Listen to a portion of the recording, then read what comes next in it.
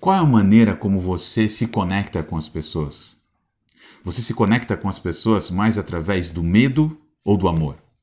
Fica aqui com a gente que hoje no Celebrando Online a gente vai falar sobre vínculos de amor e vínculos do medo.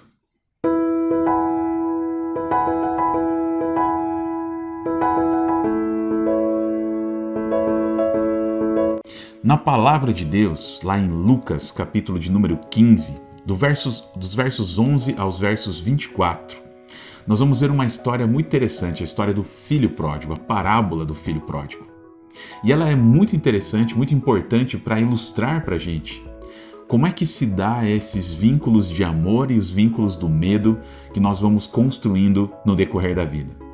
Essa parábola mostra, em primeiro lugar, uma figura muito importante. A figura do pai. Existe um pai nessa parábola, e um pai bom, um pai que inclusive dá liberdade para o seu filho ir buscar aquilo que ele quer. O vínculo desse pai com seu filho não está baseado no medo, está baseado no amor inclusive que permite com que ele vá. Mas é interessante pensar na maneira como esses dois filhos interpretaram as atitudes do pai no decorrer da vida. A Bíblia ela não fala que essa família era disfuncional. Jesus não entra nesses aspectos da parábola. Aparentemente, aquilo que o texto infere para nós é que era um pai bom, um pai que sabia criar os seus filhos, um pai que estabelecia relacionamentos através do modelo bíblico, inclusive. Mas, de alguma forma, as interpretações que aqueles dois filhos foram fazendo das atitudes do pai no decorrer da vida fizeram com que eles viessem então estabelecer um vínculo, uma relacionamento com o pai de forma equivocada, através do vínculo do medo. Sabe o que essa história me mostra muitas vezes? A maneira como nós interpretamos as coisas que aconteceram na nossa vida. Eu conheço muitas pessoas que tiveram bons pais, mas interpretaram as atitudes desses pais de maneira completamente errada na sua vida. Isso faz com que algumas mensagens fossem passadas para o coração dessas pessoas e elas começam a estabelecer vínculos com outras pessoas de maneira tóxica, disfuncional. Vínculos que são ligações que são colocadas muitas vezes através até do medo. Elas têm medo. E o medo faz com que a gente muitas vezes faça coisas que a gente não gostaria de fazer. O vínculo do medo é perigoso exatamente por isso. Porque ele vai fazer com que a gente se conecte com pessoas com base nas nossas disfunções, nas mensagens erradas que nós fomos interpretando no decorrer da vida.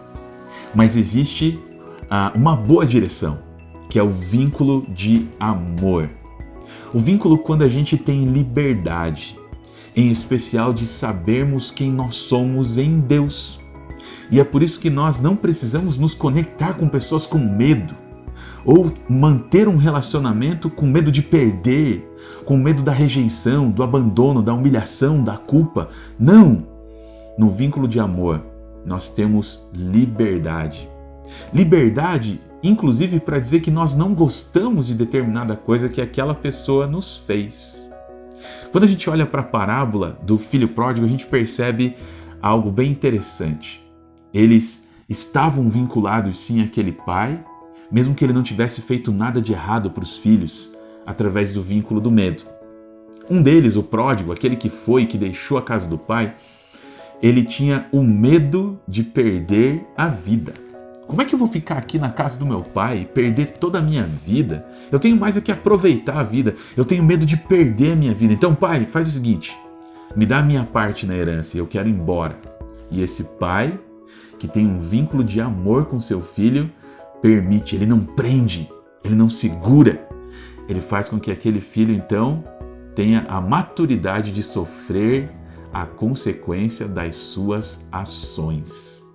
É um pai que ama, que espera o seu filho de volta, mas que permite que ele tome as suas próprias decisões e coloque sobre a vida dele as suas próprias responsabilidades. Olha que interessante isso. Do outro lado, a gente vê o filho mais velho. O filho que no momento em que o pródigo volta para casa, ele reclama com o pai. Eu estava aqui há tanto tempo e o senhor nunca fez nada por mim. Eu queria uma festa e o senhor nunca me fez. É interessante porque o pai vai dizer para ele, mas você sempre esteve aqui comigo, meu filho.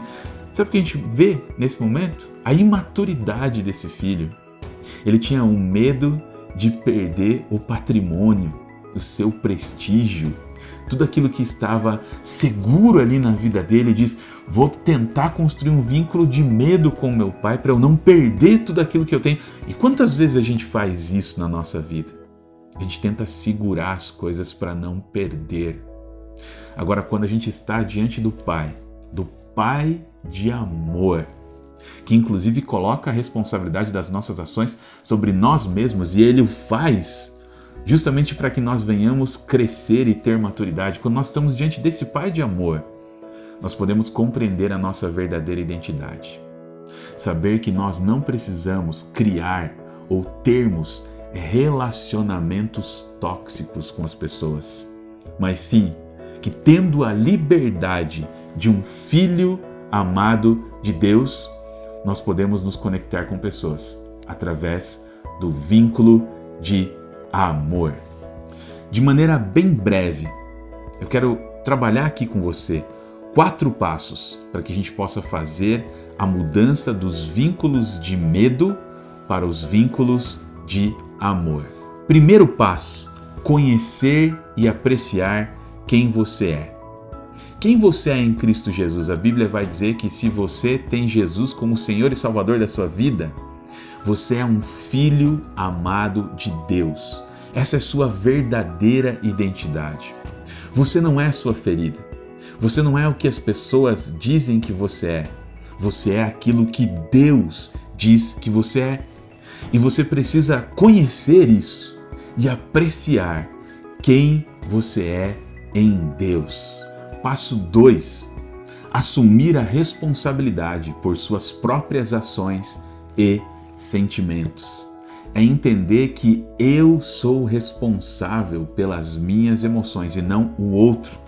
Nos vínculos de medo, muitas vezes as pessoas acreditam que tem que adivinhar o que o outro está pensando e sentindo.